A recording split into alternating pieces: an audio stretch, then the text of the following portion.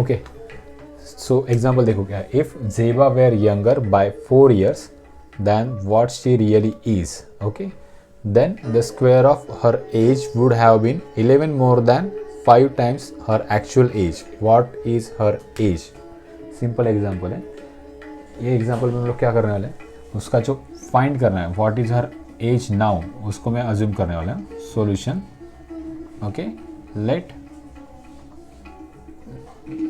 जेबाज present age be x years, ठीक है। Okay, as per the condition if जेबा were younger by 5 years, okay, so as per condition from given condition, simple है, जो mathematical steps वहाँ पे given है उसको हमें जो वर्ड फॉर्मेट गिवन है उसको हमें मैथमेटिकल स्टेप्स में कन्वर्ट करना है। सो फ्रॉम गिवन कंडीशन जेबा वेयर यंगर मतलब जेबा यंगर है कितने साल से, by 5 years, then what she really is, then square of her age, which age, x minus 5, कब का, जब वो 5 साल पहले का एज, मतलब when she was younger by 5 years, okay, then the square of her age would have been, मतलब equals to, would have been 11 more than, 11 more मतलब प्लस और 11 प्लस आएगा, more than 5 times her actual age कितना है उसका, x है। Okay, यहाँ तक समझ में आया। सो नेक्स्ट स्टेप में क्या करेंगे, अभी यहाँ पे हम लोग उसको सॉल्व करेंगे by using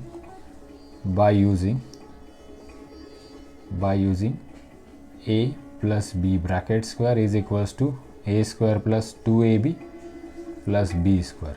so therefore a plus नहीं, a माइनस, और यहाँ पे भी आएगा माइनस। सो नेक्स्ट स्टेप में क्या आएगा, एक्स स्क्वायर माइनस 2ab, ए की जगह पे x है, b की जगह पे 5 है, प्लस b स्क्वायर मतलब यहाँ पे क्या आने वाला है 25 equals to 5x plus 11। Rearrange करके मैं यहाँ पे क्या लिख सकता हूँ, X square minus 10x plus 25 is equals to 5x plus 11।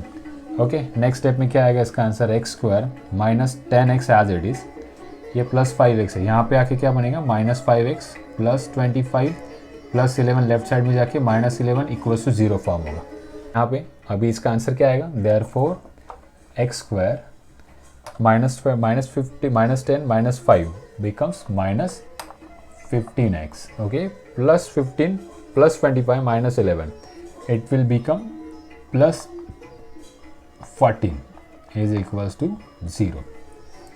अभी सिंपल है, यहाँ पे हमें फैक्टराइज करना है। फैक्टराइज करने के लिए यहाँ पे मैं 14 इंटू 1 करूँगा, क्योंकि यहाँ पे एक्स स्क्वायर का कोएफिशिएंट कुछ नहीं है, मतलब 1 है, और प्लस आएगा दोनों का, क्योंकि प्लस इंटू प्लस क्या आने वाला है प्लस। मैंने यहाँ पे क्या करते हैं, हम लोगों ने पहले देखा है कि अगर हम लोगों ने फर्स्ट एंड लास्ट टर्म हम लोगों ने यूज़ किया मल्टीप्लिकेशन किया। मल्टीप्लिकेशन करने के बाद हमारे पास सिर्फ मिडिल टर्म का हम लोगों ने कुछ नहीं लिया, तो मिडिल टर्म का यहाँ पे क्या है, याद रखने के लिए बोल रहा हूँ। मिडिल टर्म का हम लोग सिर्फ क्या लेते हैं, यहाँ पे साइन लेते हैं, okay.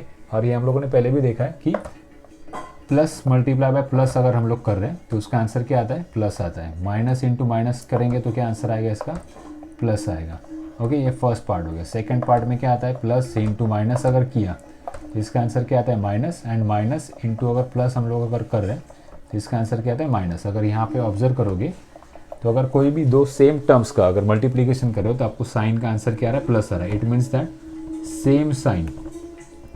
Same sign gives positive sign to the product and opposite sign gives the negative sign to the product, okay। सो यहाँ पे ध्यान रखना है।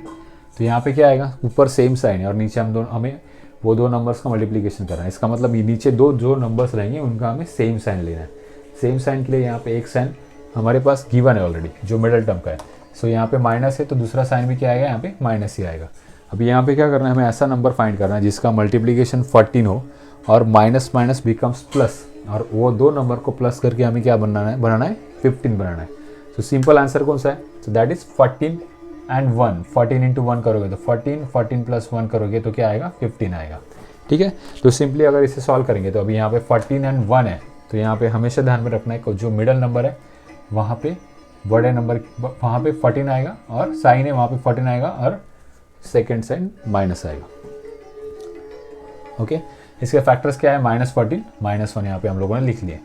नेक्स्ट स्टेप में अगर मैं इसको रीअरेंज करूँ लिखूंगा तो क्या आएगा, -x² - 14x, middle term split किया, -1x + 14 = 0।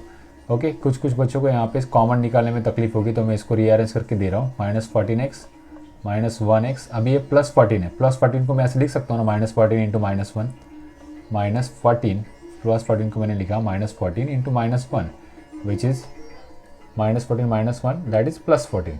सो देयरफॉर यहाँ पे अगर कॉमन देखोगे तो क्या, यहाँ पे भी x है, यहाँ पे भी x है, x कॉमन आया, बचेगा क्या, x - 14।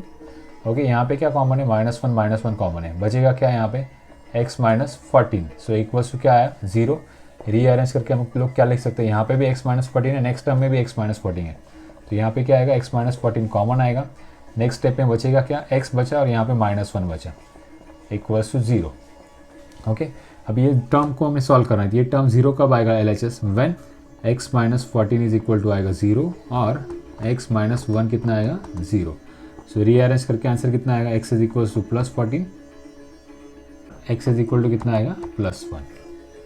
x equal to -1 is not possible आएगा, x equal to -1 is not possible. क्यों not possible, is not possible, क्योंकि ये कंडीशन के लिए अगर हम लोग देखने जाए तो इसके लिए हमारा ये कंडीशन सेटिस्फाई नहीं होगा। यहाँ पे अगर हम लोग देखेंगे बिकॉज x - 5 का आंसर क्या मिलेगा हमें, 1 - 5 that is -4 and therefore age can not be in, क्या आएगा, age can not be in negative. So therefore हम लोग आंसर क्या लिखेंगे, therefore the present age of Zeba कितना आएगा, therefore the present age of Zeba